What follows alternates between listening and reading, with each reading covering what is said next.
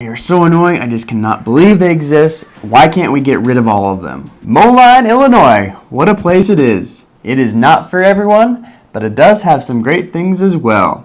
If you're thinking about moving here, you're going to want to know the good and the bad. Stick around while I go over the pros and cons of Moline, Illinois. I know it's pronounced Moline. Let's get started. Alex Skeen here. And if this is your first time to this channel and you're going to want to know what it's like to work, eat, sleep, and play in the Quad Cities, you're going to want to hit that subscribe button and click the notification bell so you get notified every single time we upload a new video. And honestly guys, we get calls, texts, emails from folks like you who are either moving here or relocating, and we absolutely love it.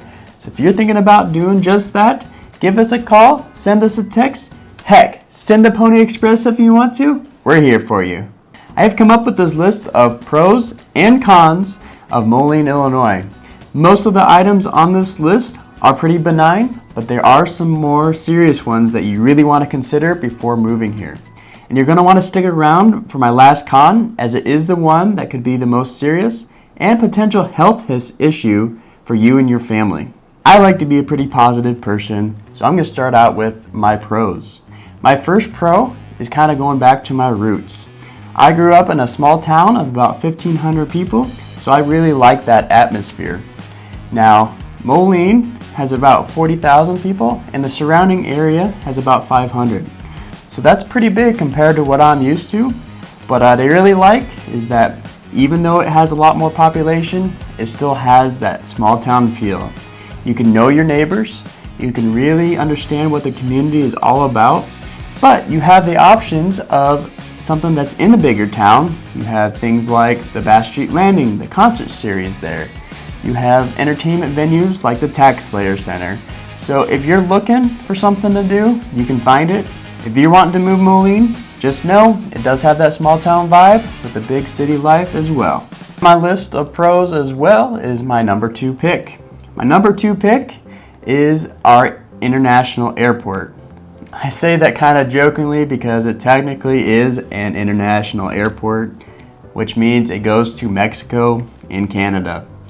But regardless, it does function as what us Quad Cityans need, and that is to get us out of the area to go on vacations. It's not the biggest airport, so you're not going to get a whole bunch of tickets that can take you directly to where you're going, so you're most likely going to get layovers in certain spots.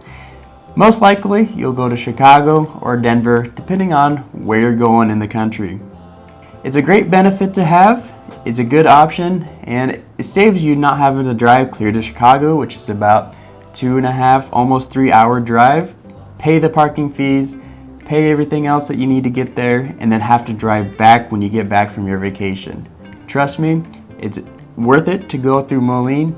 It can be a little more expensive as well, but you're saving yourself all of that time, so it's definitely a pro in my book. Number 3 on my list of things that I consider a pro is the public spaces that Moline has to offer. This includes things like bike paths, it includes things as far as parks and outdoor areas. For example, the Ben Butterworth Parkway is right along the Mississippi, and it runs the entire length of Moline. It has parks, it has grassy areas to sit down, maybe have a lunch, and it even has some outdoor exercise equipment that is really convenient if the bike trail is not enough for your exercising. In the city itself, they have things like Prospect Park, which was built in 1889 by a railroad company, and it's a really peaceful place to go to. There's a little pond there that you can actually fish, and is stocked by the Illinois Department of Natural Resources, and it's home to the Quad Cities Music Guild and has some great views all around the park.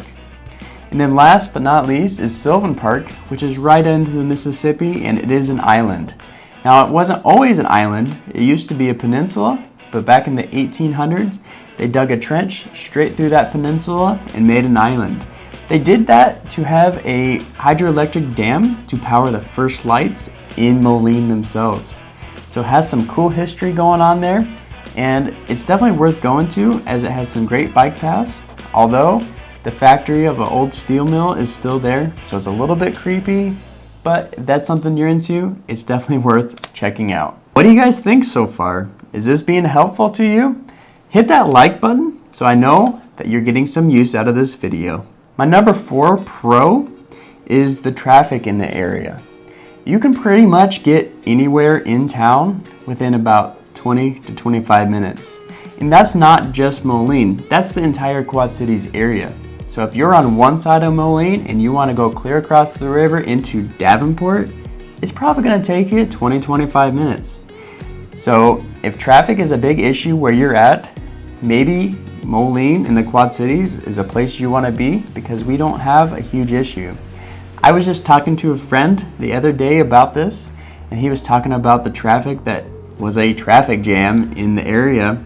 Well, I told him, give it a half hour and we'll be out of there, which is almost always true.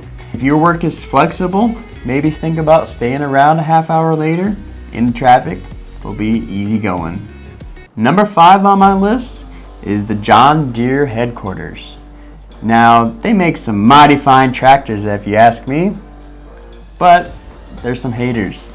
Which one are you? Are you thinking the John Deere tractors are the best in the industry? Or are you thinking you're just paying extra for that green paint?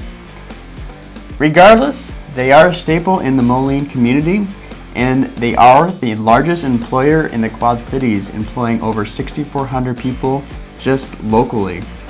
Not only do they employ people, but they sponsor things like the John Deere Classic, which is a golfing event over there at TPC Golf Course. It is a giant fundraiser where they bring in all the professional golfers, and it is amazing to be a part of. They have some great things going on at John Deere, and I consider it a pro. Even if you're not a big fan of John Deere, they are still an essential part of the Moline community, and I'm really happy that they're around. That's all I've got for pros. Let's move on to the cons, which is probably what you are most interested in. My first one is pretty benign, but oh my gosh are they annoying. And that is, every spring we get these little tiny black gnats flying in the air. And as I'm recording this, they're back this year. They get all up in your face, they get in your ears, they get in your eyes, they get in your hair. Well, they get in most people's hair, at least what they have left. But they are so annoying, but I have a solution for you. Right here, we have a little bottle of Bug Soother, not sponsored, but highly recommended, as it is one of the best to get rid of these flies. It's actually produced in Iowa, which is fairly close to Moline. It has an incredible smell that most insect repellents do not have. Now I will say, I don't think it works as well with mosquitoes, but those little black gnats, oh my gosh, 100% need to get it. Number 2 on my list for cons is something that you're probably pretty concerned about if you're thinking about moving here, and that's the property taxes. Moline is located in Rock Island County, and Rock Island County is known for its high property taxes. Out of 102 counties in Illinois, Rock Island County is ranked 18th for the most expensive property taxes in the state. And Illinois is ranked 49th out of 50 for being the highest amount of property taxes. So you get those two combined, you can probably imagine that the property taxes are pretty high. So my number 3 con kind of goes back to the things to do in town, and that is our downtown in Moline. Yes, there's our things to do, but we've seen a lot of shops closing up, especially since the pandemic hit. The pandemic had a huge hit on these local businesses, as did everywhere, and I understand what's going on, but it is something that I wanted to mention that it isn't as thriving as it once was.